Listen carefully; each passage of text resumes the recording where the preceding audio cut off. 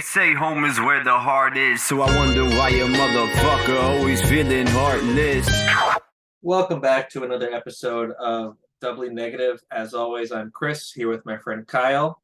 Just wanted to remind you that we do have a lot of stuff on the Patreon, and if you don't sign up, Kyle, what do they have to do? Exactly. So go to the Patreon. You're getting a bonus episode each week. It's a little more loosey-goosey, but it's a fun one. Yeah, every week we record this. This is going to be the normal podcast, and then after we feel like we've said enough, we're going to shut this one off, and we're going to start another one, and we're going to let it fly. And sometimes we even come prepared with interesting ideas for topics. Like I was thinking today, have you ever been caught jerking off? And who knows what's going to come out of that? That sounds funny to me. It sounds like you have, and I can't wait to hear the story. Oh yeah. Okay. So yeah, we remember to do that at the front of the show. Proud of us. Yeah. So Kyle, what's going on? And we've been consistent about that too. Yeah. Every week we've been posting a Patreon. So there's 3, I think, already. Yeah. Plus Patreon exclusives. hours of other content. Yeah. So How am I doing? I don't know. that's not a good start. I don't know, man. Just like bored and lazy. Bored and lazy. Yeah. Do you think that could be part of the new medicine you're on? I think it could be. To saying this shit every week. Yeah. Yeah, but no, I mean, there's been a dramatic change since you started taking it. You said you've gained weight, and you said you have it's not working, and I can see that being discouraging too, because Sucks. you get it and you're like, holy shit, like let's go, ready to start feeling better. Mm. It's like if you buy Molly and then you take it and then it doesn't work. That happened to me once. Yeah, it's like cut with speed. Yeah, this one was not. I think it was just fake. So whatever. I got my second appointment, the psychiatrist medicine appointment, on the 5th. So I'll have that before our next episode. And I'm gonna basically say that. I'm gonna basically say, like, I don't think this is working. Side effects are, I don't know. I wouldn't call them dramatic exactly, but at least I don't think they're good. They're enough to make you feel way worse about yourself. Yeah. So. And yeah, so I'll do that. And I don't know what's gonna happen, because sometimes they say you got to give it more than a month, maybe even 2 months. So Yeah, you were saying that last podcast that you think when you bring this up, they're gonna say give it another month. I don't know. I kind of think that though. I'm excited, not excited, but I'm curious to see what they're gonna say. Yep. So that's that. I do have a little bit more to say about that, but we should go to you first.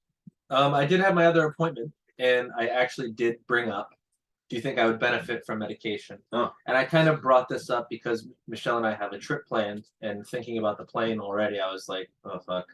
And I said, do you think I could benefit from medication? And I think she thought I was asking in terms of that situation and not consistent. Yeah. But either way, in terms of that situation, if I don't need it there, she probably doesn't think I need it day to day. So she said that she thinks we can do a little more work, and she doesn't really recommend it.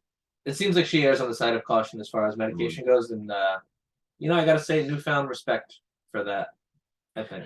Well, I don't know if I've said this before, but I think that most therapists, well, all the therapists I've seen, I can't speak to any others, but all the therapists I've seen are reluctant about medication. And I think that's the whole, if you've only got a hammer, you only see nails thing. Yeah. Because I think they can't prescribe medication, so they have to, in a way, they have to see their tools as valuable, and they have to believe that they can make progress without medication. So I think that they would probably only look to advise medication in extreme circumstances, and even if they did advise it, they would still have to say, well, you got to go to somebody else because I can't do it. Yeah, so at the end of the day, they're just thinking about job security. Not necessarily, but there that. Is something in there about that. Yeah, absolutely not. You start taking this, you feel better. I have one less patient a week. Well, even think about it in like this way. Like if I'm a personal trainer and my bias is weightlifting, and someone comes to me and they say like, I want to start bodybuilding. What am I going to say to that? I'm going to basically say, well, I think powerlifting is going to give you all of that and more. Mm-hmm. Maybe you could try it if you absolutely needed to, but it's kind of similar to that in a way. Yeah, that makes sense. I like how you had like kind of like a New York accent there for a second. It's like, when I says, you said says, but you corrected it, but it was just funny. Yeah. It's like they says, so I don't know. I feel like I have a new not a new, but I respect the whole let's pump the brakes and see where we can go before. I kind of respect it on her end. But there's not much else. Like my mood had been up and everything when I went into that session, so I felt like it was one of those just like having a chat sessions. People do that, by the way. You're talking about the plane. My mom did that. Yeah, there's a lot of people I hear say, "Oh, I'm gonna need to grab Xanax for the plane." Yeah. Like, huh? Yeah, my mom did that. She just went to her PCP, I think, the normal doctor, and she said, "I'm gonna fly. Can I get a couple Xanax?" And they did. Yeah, no, Pretty common. even my my therapist, she said, would you ask your PCP about this? And I said, I don't know. I don't really see the guy too often. Maybe once a year. Yeah. I mean, I guess I could ask him, but I don't know if I want to. Maybe I kind of want to just ride it out. Maybe I'm chasing that euphoric feeling when I land, like, oh, I didn't die. Yeah, maybe. Yeah, who knows? But let's pivot back to you here because you do seem like you're a little down in the dumps. I think overall, Hey, fuck off. hey, I'm just saying, you seem a little down in the Why dumps. don't you just suck my cock like the non-Patreon subscribers, and let me talk about it myself, yeah? Okay, well, overall, I'm feeling actually pretty good. I'm exercising Oh, more. wow. That's good for you. Oh, Kyle seems down in the dumps. I'm feeling great. Well, I asked you to speak about it. You told me to fuck off, so I figured let me hit him with what's going on with me. I'm exercising. I'm taking the dog on longer walks. Being productive around the house. I'm overall feeling good. You're not really doing much about that laundry out there, are you? No, there's a lot of laundry out there. There's more laundry than I've ever seen. It's on the list. And I worked at a fucking hotel, and I did laundry at a hotel. That's more laundry than I've seen at the hotel.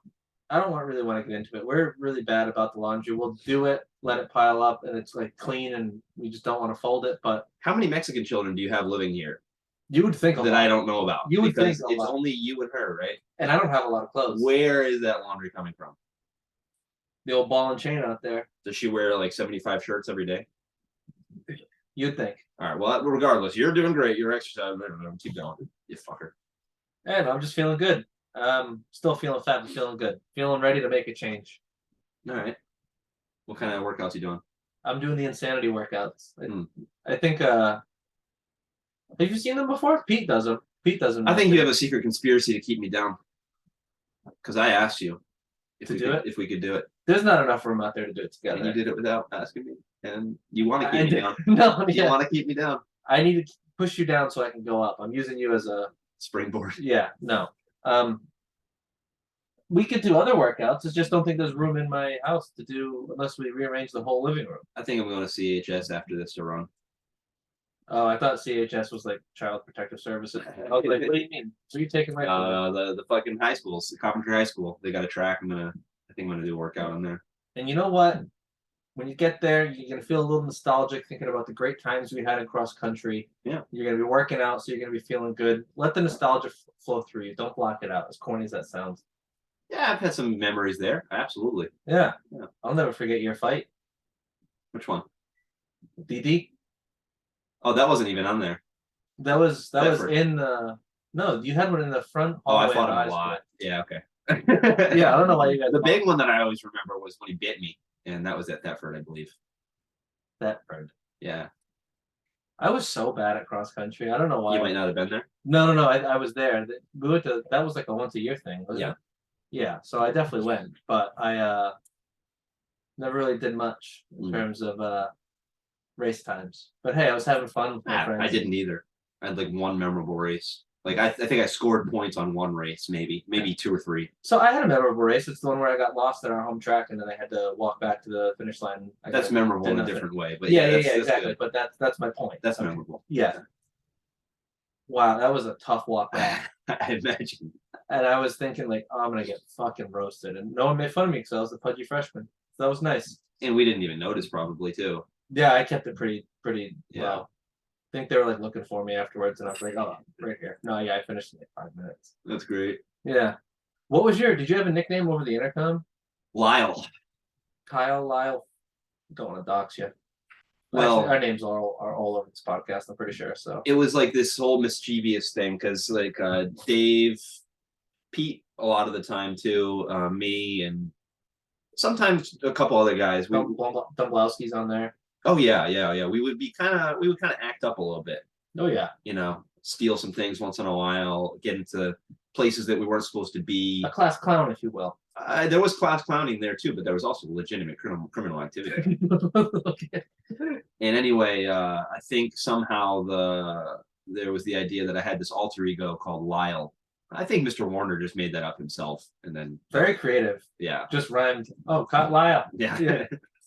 And then yeah, so the nickname thing was like if you had a good race, I think if you scored points, you were always on the intercom in the morning. Oh, the yeah. morning announcements. Not once was I on there. Yeah, I think that's what you had to do. You had to score points, and I Mhm. think I did like literally once or maybe twice. And to score points, you got to be one of the top 5 finishers for your team. I think so. Yeah, so I did it like I said, like once or less than 5 times, definitely.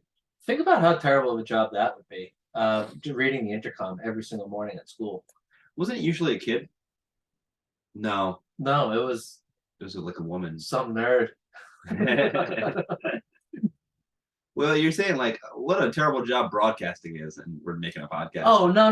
But I mean, like, I'm saying for someone like me, Mm. me being like, hey, kid, you want to read the intercom? It's like the whole school's gonna hear this. I can't even send an email to like 4 people without being concerned about how I sound.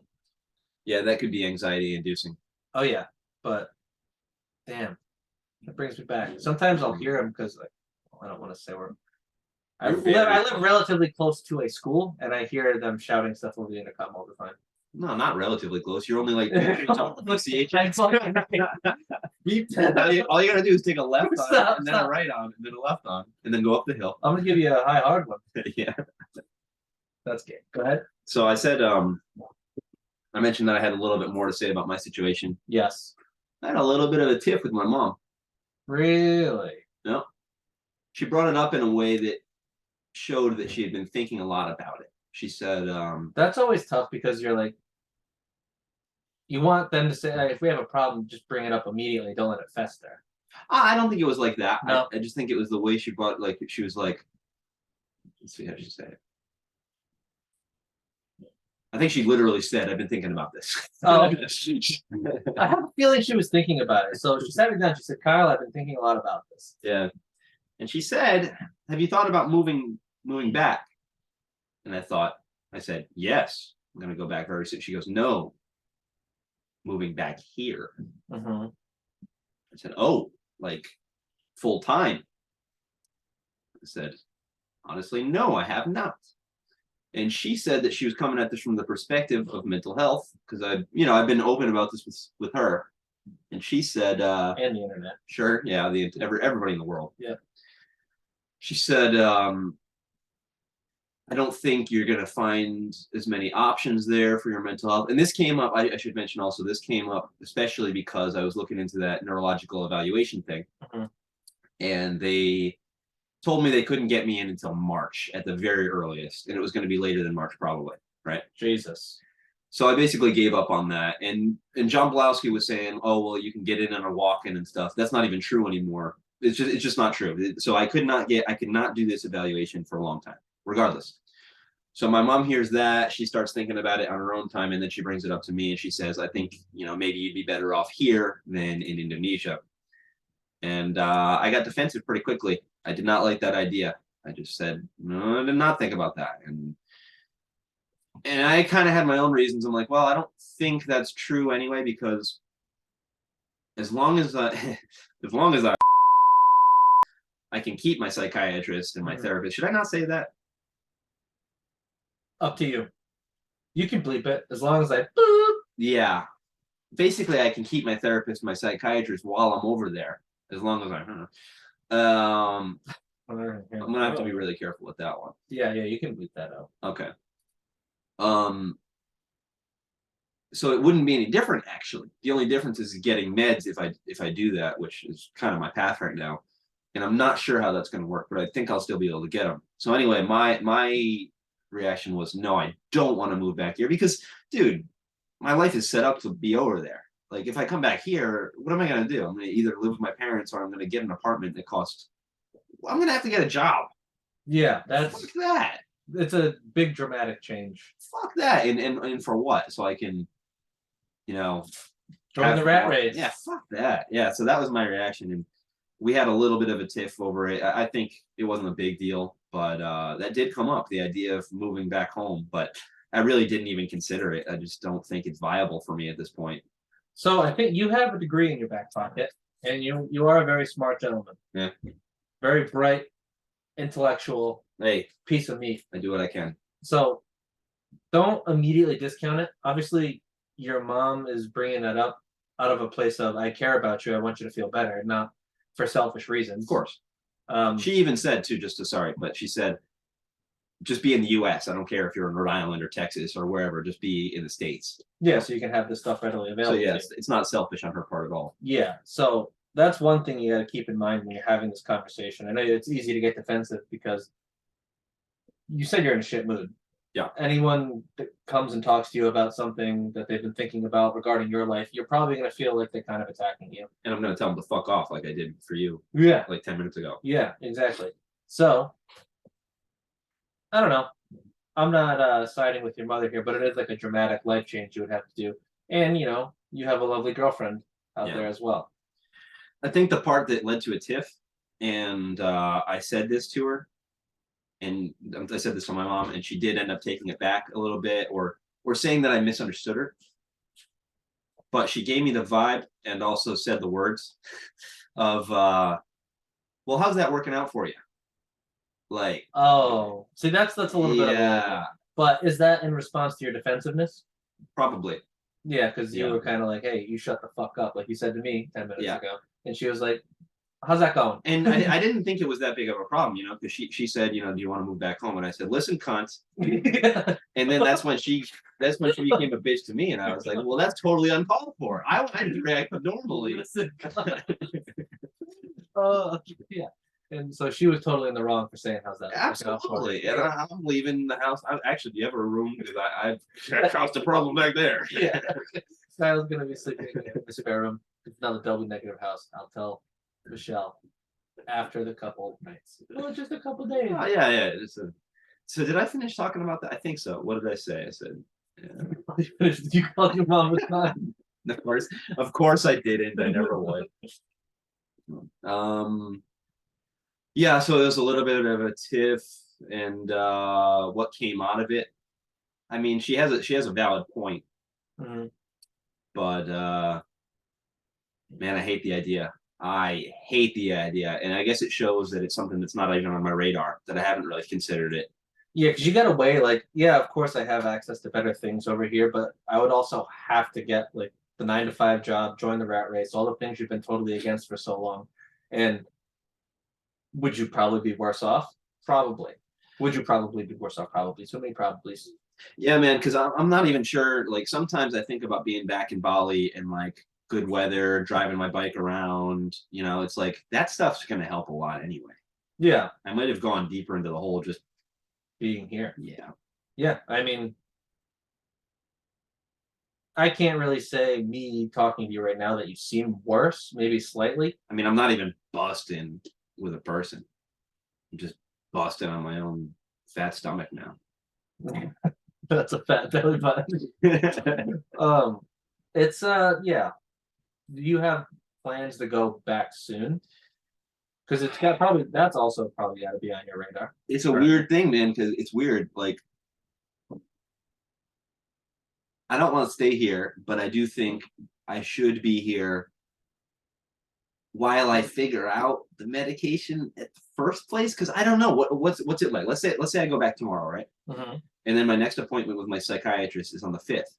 So then I gotta talk to my psychiatrist, and she says, "All right, you're right. Abilify is not working for you. Let's try Lamictal." Can I get Lamictal there? Do I ask her for a prescription and then I show the pharmacy? I don't know. I think it would be okay, but it's a little up in the air. So part of me is a little bit uneasy about going back, even though I know I'm going to go back soon. So I've got all these questions in my mind. Let's not say soon Sure. because you don't know how long this is going to take. It could take 4 or 5 medication cycles a month at a time. And that's why I'm saying I don't think I'm willing to wait that long. Yeah, I think that's something that could be making you a little uneasy as well. Yeah. Not even so much the fact that you might not be able to get what you're prescribed over here, over there, but Yeah. the fact that you could just be stuck in this limbo. You're here, and it ends with you not accomplishing the goal you set to do. Yeah. Because you've done a lot so far to try to do that. Yes. So that's tough. So I even texted Tika about it last night, and I said basically that. I said I'm feeling uneasy, and I explained that whole thing, and she just said, "Yeah, I understand. Do what you got to do." So, I mean, that's good that she supports me, and I'm trying to figure it out. But I don't know what that looks like. But I don't know. The appointment on the 5th should go a little ways towards figuring it out. Yeah, and I don't want you to look at, say you don't figure this out, flash forward in a couple months, you don't get the medicine you need, you're back home in Bali doing whatever. Don't look at this as a failure because you've done a lot to even get the ball rolling, which is something you would have never done before. Yeah. I don't think. And as long as I'll still Yeah. have my psychiatrist. So. Yeah, just keep. Yeah. A lot of code words that we use on it. Not on the Patreon though. Oh yeah, we can talk about that on the Patreon. Yeah. Yeah, I'll say exactly what I'm talking about on the Patreon. And I also want to hear the story you hinted at. Oh yeah, and I hope you got one too. I'm gonna have to dig deep in the archives, but I really don't think I have. Okay. But Kyle has. So where do we go from here? What right now in your head, what's your ideal plan? What's your ideal a couple months, year, more? No, No? I'm about at my limit. Really? Yeah, it's already been 2 months. I hear you. Yeah, what am I doing? You're working to figure out what kind of medication you need. Am I really? I'm just waking up every day and taking a fucking pill that I forgot to take today. I just realized. Well, no wonder you're bummed out. It is working, dude. I don't think so. No. So you're at your limit. What does that mean? After you're gonna have to see what happens on the 5th. Yeah, I think I'm gonna look at plane tickets immediately following that, and then I don't know. I would like to be back there before February. All right, so about a month. Maybe, yeah. So what happens if on the 5th your psychiatrist says, I want you to keep on the Abilify for another month? I go refill my prescription. I have some amount that I'll be taking while I'm there because I'll just have a doctor's note in my bottle, and then I look into finding a way to get it there too. And I definitely think I can do that. Whether that means really or If you have a prescription for it, you can use like cost plus drugs or something. yeah. So I think there's always going to be a way, and that's the other thing too. Any of the ways, because the thing is, yes, there probably are better options overall in the United States for mental health, but there are options there. The problem with the options there is that my insurance will not work for them. So I got to pay totally out of pocket, which might mean something like $150 for a psychiatrist. But That's a lot over and over again. if I actually do the analysis out, how much more expensive is it to live here in general? Even if I pay $150 a month, it's probably still not compared to like, $1,500 for an apartment. That's if you're lucky. Right. So Good luck finding one. So I don't know. If I really wanted to look at it, there's a lot of things that could be calculated, but that's boring. And basically, I want to be over there because I can bust inside of people One person specifically. and not inside all the time. Actually, I got to get a vasectomy to do that. All right, I'm coming back. Can you get the vasectomy there? I don't know. Say, well, that's another thing to put on the docket. Do you do them? What? Do you offer vasectomies here? I've never done it, but I'm sure you could learn literally anything. Yeah, you're not into vasectomies. No, I'm splurting. Yeah, you hate vasectomies. Trying to have kids. Hmm. I'll get one eventually, though. Vasectomy would be cool. You can just and not worry at all. Well, I'm doing that, and I'm worrying for the other reason. I hope this works. That's so crazy. Yeah, Wow. we're cut from two different cloths. Yeah, but you were good for you. Yeah. And dumping, yeah. Yeah. You sound like Kramer. Terrible Kramer impression. You want to cut this bitch? Yeah? Yeah, let's do it. All right, yeah. So this might be a little on the shorter side, but that's okay because we got more coming on Patreon. We'll talk to you there, Kyle. I love you. Bye. Was it short? I said, Kyle, I love I you. love you too. All right. Needy fuck. It feels nice to be recognized once. This is life being bound to love.